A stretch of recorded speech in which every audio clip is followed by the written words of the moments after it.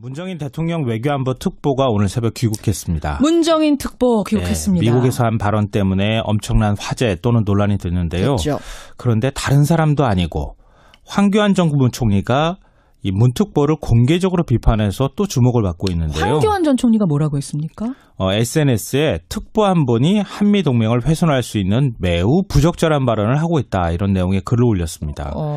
문정인 특보 공개 디스한 황교안 전 총리. 이 뉴스의 행간을 좀 살펴볼까 합니다.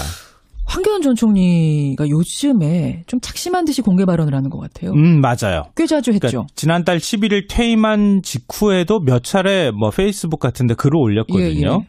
근데 사드 배치 문제라든가 세월호 수사팀 외압 이런 보도와 관련해서 자신의 입장을 밝히는 해명하거나 아니면 억울함을 호소하는 그런 반박의 어떤 글들이 주로 올라왔고요. 나의 억울함. 예. 그러니까 이러니까 이건 정치적 성격을 띈다고 보기엔 좀 어렵겠다 이렇게 생각했는데 예. 요 며칠 사이에 분위기가 확 달라졌습니다. 어떤 식으로요?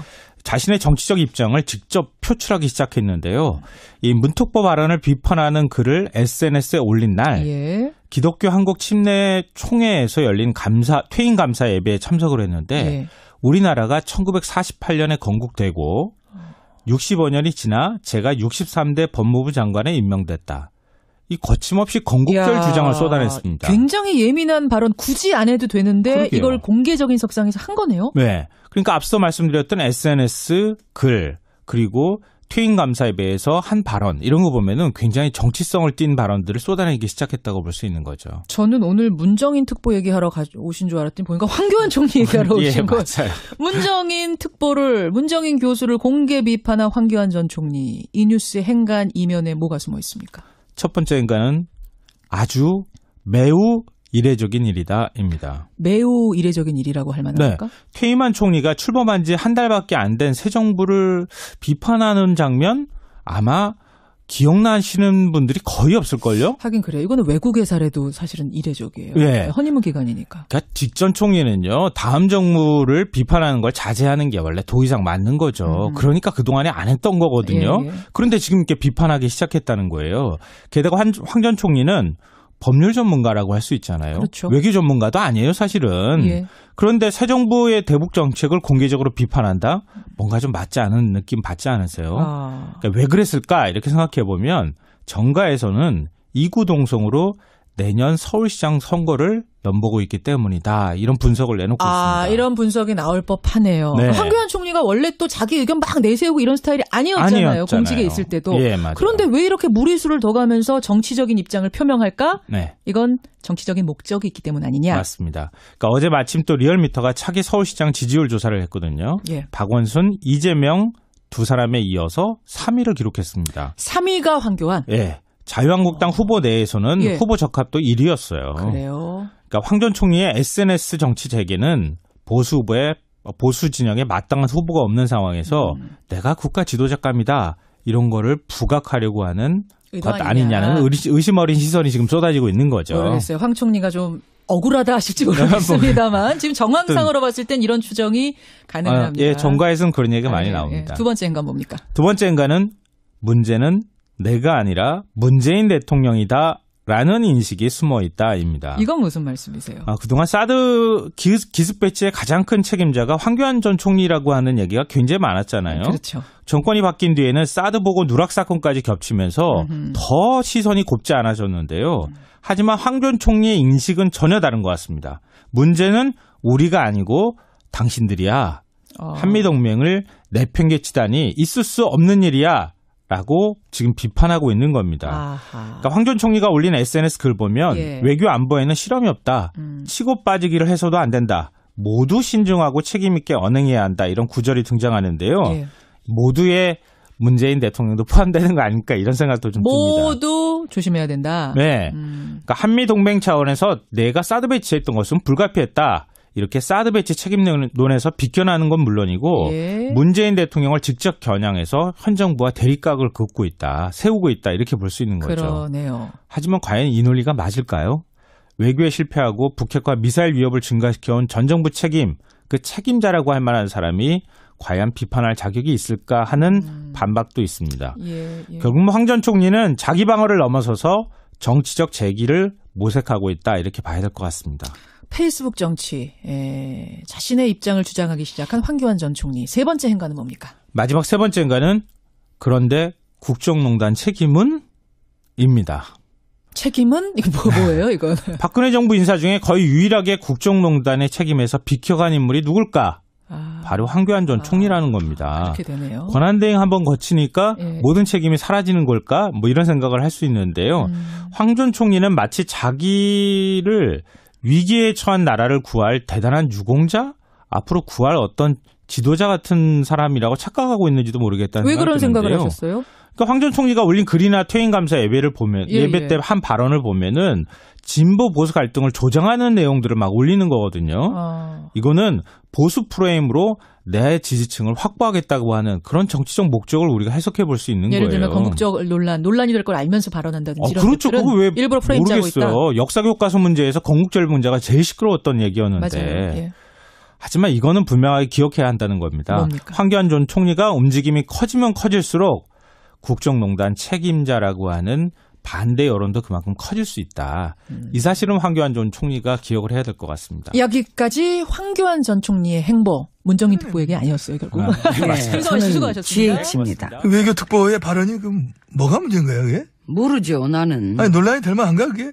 논란이 안 될만 해도 되게 만드는 게 그게 또 우리 당의 특기니까. 그게 또 우리 언론의 매력이고. 그러니까 논란 만들기. 북한이 핵을 동결하면 이라는 전제를 깔고 들어간 얘기잖아. 동결하면 딱 하면 우리 지금 지상 미국이나 우리나 거의 과제가 그건데 해결된다는 거잖아. 그러면 우리도 군사훈련을 축소할 수 있다. 그것도 축소하는 것을 협의할 수 있다 정도 얘기했다고 실제로 미국하고. 응? 이제 근데 동결했는데 우리는 훈련을 막 더 강화해. 그래 그게 더 웃긴 거지 그게. 그래서 뭐라는 거야. 사실 전제를 깔고 들어간 이 문 특보의 얘기는 그냥 상식적인 얘기고 학자적인 견해고. 물론 이제 그 얘기가 타이밍상 이제 좋냐 안 좋냐 그런 의견 차이가 당연히 있을 수 있어요. 그분의 의견이 있을 수 있지만은. 근데 원래 다른 나라도 그렇게 많이 하지 않아요. 그 장관이나 특사, 특보의 얘기랑 그 나라 프레지던트의 얘기랑 다른 경우 많던데. 그렇지 그렇게 많이 하지. 기술적이지. 누군가 먼저 센 발언 한번 탁 던져가지고 찔러보고 곧바로 이제 정부가 그 정부 입장 아닙니다 하면서 서로의 그 속된 말로 간을 보는 거 아니야. 그게 스케일이지 또. 스킬. 스케일이 크게 가시네 점점. 감사합니다. 다시 한번 갈까? 그게 스킬이죠 또. 스킬이지 그래. 고난도 외교의 스킬이다 그거는. 그러니까. 사실 지금 우리도 그렇게 하는 건데. 우리는 그거를 우리 스스로가 논란으로 몰아가. 좋지요. 좋아. 논란이 돼 줘야 우리도 살고. 그러니까 너 요즘 나한테 관심 없다. 트럼프 씨가 경로했다. 그것도 재밌지 않아요. 경로. 완전 재밌었어. 경로한 거 누가 봤을까? 너무 궁금해. 누가 봤을까? 경로한 게 우리나라에선 탑 뉴스던데. 미국 언론 찾아봐 안 보여 그런 얘기. 사람들이 막 찾아보더라고. 경로했다가 안 나와. 있었는데 감춰놨나? 논란이 된다는 문특보 발언도 미국에서는 사실상 고요해. 없어. 외신 그런 거 없어. 찾아주면 연락 줘. 진짜 이거는 팩트니까. 미국에서는 별 논란이 없잖아. 근데 우린 있어. 우리만 있어. 우린 논란 부자. 좋다. 그 논란 부자 좋다. 논란 만들기에 재벌들. 그만해. 사실 저 사드 때문에 이 동맹이 깨져서야 되겠느냐. 그렇다면 그게 어디 동맹이냐. 동맹이라 하면 훨씬 그보다 어떤 상위 어떤 그런 개념에 더 좀 단단한 그런 의미 아니야. 이런 얘기 아니야. 그런 취지 얘기 정도야 외교적으로 크게 논란될 만한 것도 아니고. 근데 그건 입장이 다를 순 있지요. 겸손하게 숙이고 들어가는 쪽을 선호하는 분들도 워낙 많으니까. 오케이, 그건 이해해. 그럴 수 있어. 그거 다를 수 있어. 그거 이해해. 그러다 보니까 이 사드가 지연되는 문제 때문에 트럼프 씨가 경로한 게 아이고 경로하셨으면 어떡하나 바들바들. 근데 경로하긴 했대? 누가 봤대? 응? 그 날아가는 새가 봤을 수도 있고. 어떤 새? 기러기? 기레기가 봤을 수도 있고. 야, 잘 친다. 경로한 현장에 있었던 그 사람은 아무도 없지만 어떤 그 우주적인 교감과 그 교신을 또 통해서. 여전히 그건 여전히 그렇게 얘기하시네. 예? 아니면 저 남의 나라 VIP 심기가 어떤지 기가 막히게 맞추는 심기 전문 어떤 주술사. 이런 사람들이 보내준 어떤 정보다. 그러니까. 체크해가지고. 예. 그리고 나 솔직히 궁금해. 트럼프 씨가 과연 이 사드 우리나라 뭐 관심이나 있을까 지금? 내가 볼 땐 딱히. 나도 내가 볼 때도 지금 그 사람은 그분한테 주어지고 맡겨진 일이 엄청나게 많은 판에. 근데 내 얘기는 이제 주로 그 개인사 얘기야. 개인사 지금 본인 지금 하루 그 잠이 잘 안 올 거야. 그리고 설사 경로했다 쳐. 응. 그래서. 에이, 세게도 못 나가면서 왜 그래 또? 아니, 나는 이제 세게 나갈 수가 있어요. 지금 상태가 이제 내가. 상태 안 좋지, 뭘 세게 나가. 나도 못 나가. 우린 센 사람 만나잖아? 겸손해. 바로. 카트 운전 막 해드리면서 막 뿌듯해하고 그래, 나는. 그런 거 해, 나는. 그래서 우린 또 이제 그런 우리 스타일을 좋아하는 분들은 우리 자존심, 자긍심 챙기면서 덜 겸손하게, 더 당당하게 펼치는 스타일들을 보면은 이 걱정, 바들바들. 아주 호들갑을 떠는 것도 이해해야 돼요. 그러니까. 예. 그것도 그렇고, 또 논란이 되고, 흠집을 내줘야 우리가 살잖아. 참, 애들 쓰십니다. 아무튼, 알아서 잘들 시끄럽게 만들고 있으니까, 우린 이쯤에서 들어가시자고요. 그럽시다. 갑시다. 배고프네. 문 열어드릴게요. 고마워.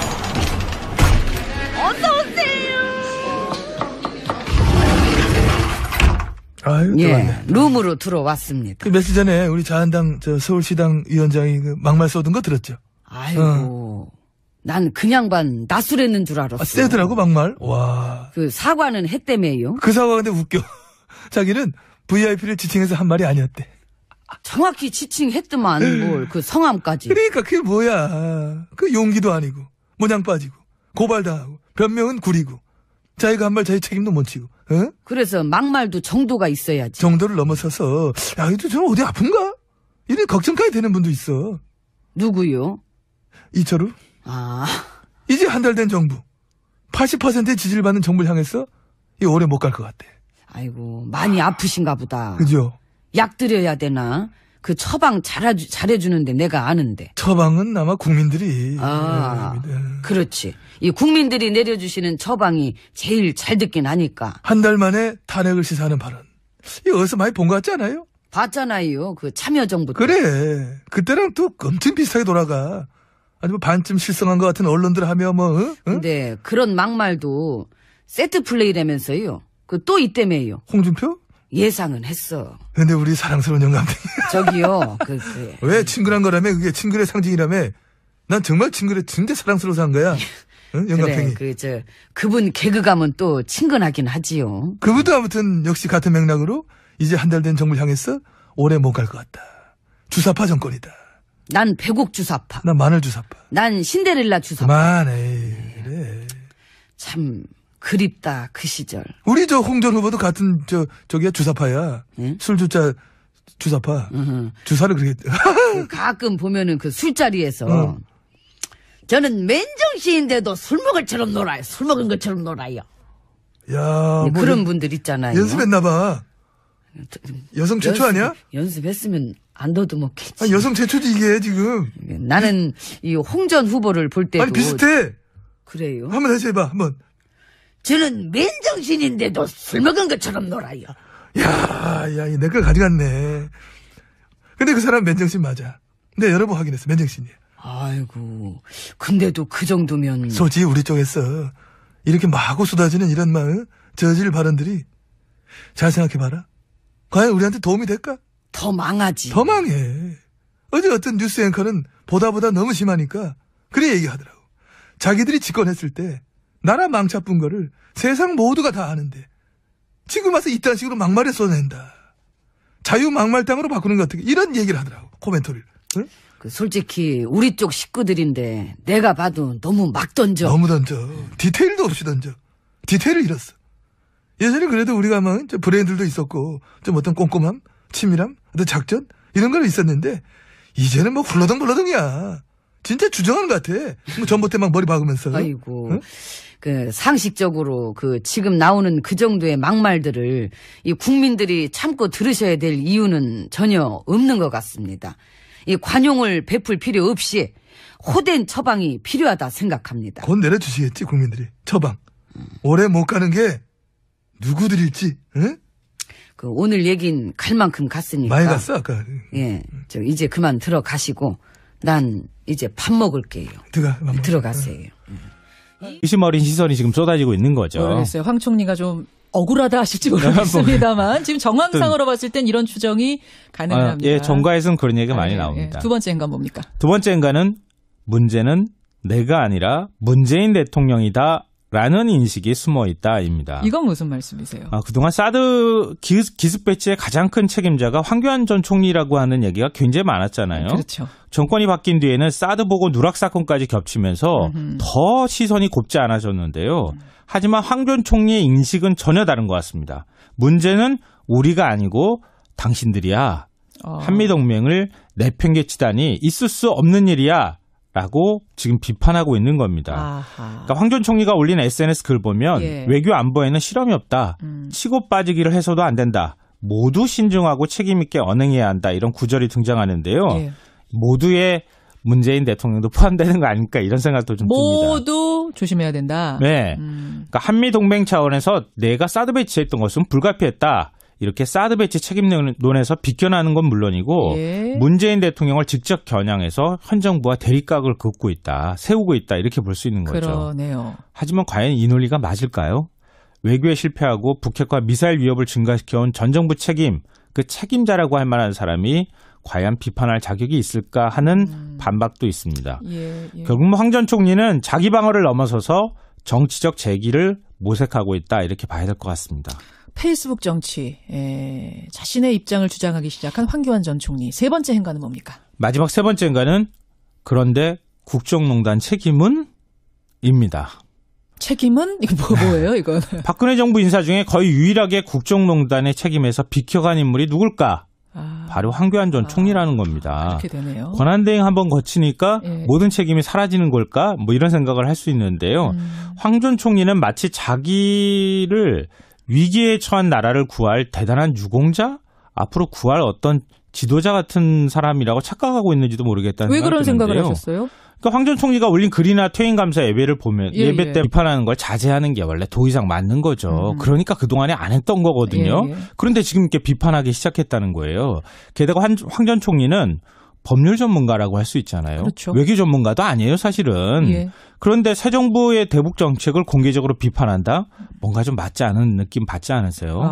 그러니까 왜 그랬을까? 이렇게 생각해 보면 정가에서는 이구동성으로 내년 서울시장 선거를 연보고 있기 때문이다. 이런 분석을 내놓고 있습니다. 이런 분석이 나올 법하네요. 네. 황교안 총리가 원래 또 자기 의견 막 내세우고 이런 스타일이 아니었잖아요. 공직에 있을 때도. 맞아요. 그런데 왜 이렇게 무리수를 더 가면서 정치적인 입장을 표명할까? 이건 정치적인 목적이 있기 때문 아니냐? 맞습니다. 그러니까 어제 마침 또 리얼미터가 차기 서울시장 지지율 조사를 했거든요.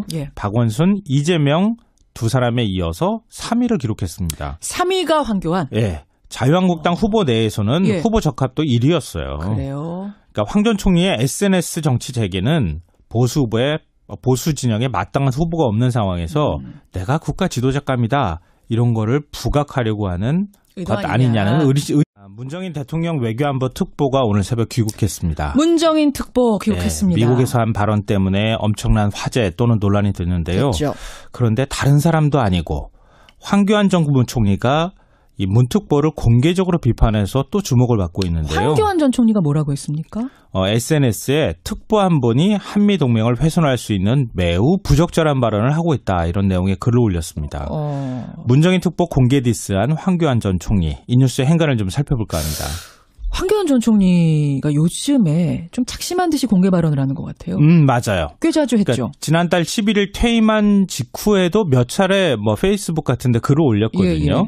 근데 사드 배치 문제라든가 세월호 수사팀 외압 이런 보도와 관련해서 자신의 입장을 밝히는 해명하거나 아니면 억울함을 호소하는 그런 반박의 어떤 글들이 주로 올라왔고요. 나의 억울함. 그러니까 이러니까 이건 정치적 성격을 띈다고 보기엔 좀 어렵겠다 이렇게 생각했는데 요 며칠 사이에 분위기가 확 달라졌습니다. 어떤 식으로요? 자신의 정치적 입장을 직접 표출하기 시작했는데요. 이 문특보 발언을 비판하는 글을 SNS에 올린 날 기독교 한국 침례 총회에서 열린 퇴임 감사 예배에 참석을 했는데 우리나라가 1948년에 건국되고 65년이 지나 제가 63대 법무부 장관에 임명됐다. 이 거침없이 건국절 주장을 쏟아냈습니다. 굉장히 예민한 발언 굳이 안 해도 되는데 그러게요. 이걸 공개적인 석상에서 한 거네요. 그러니까 앞서 말씀드렸던 SNS 글 그리고 퇴임 감사에 대해서 한 발언 이런 거 보면은 굉장히 정치성을 띤 발언들을 쏟아내기 시작했다고 볼 수 있는 거죠. 저는 오늘 문정인 특보 얘기하러 오신 줄 알았더니 보니까 황교안 총리 얘기하러 예, 오신 거예요. 맞아요. 문정인 교수를 공개 비판한 황교안 전 총리. 이 뉴스의 행간 이면에 뭐가 숨어 있습니까? 첫 번째 행간은 아주 매우 이례적인 일이다입니다. 매우 이례적인 일이라고 할 만합니까? 네. 퇴임한 총리가 출범한 지 한 달밖에 안 된 새 정부를 비판하는 장면 아마 기억나시는 분들이 거의 없을걸요? 하긴 그래요. 이거는 외국의 사례도 사실은 이례적이에요. 예. 허니문 기간이니까. 그러니까 직전 총리는요. 다음 정부를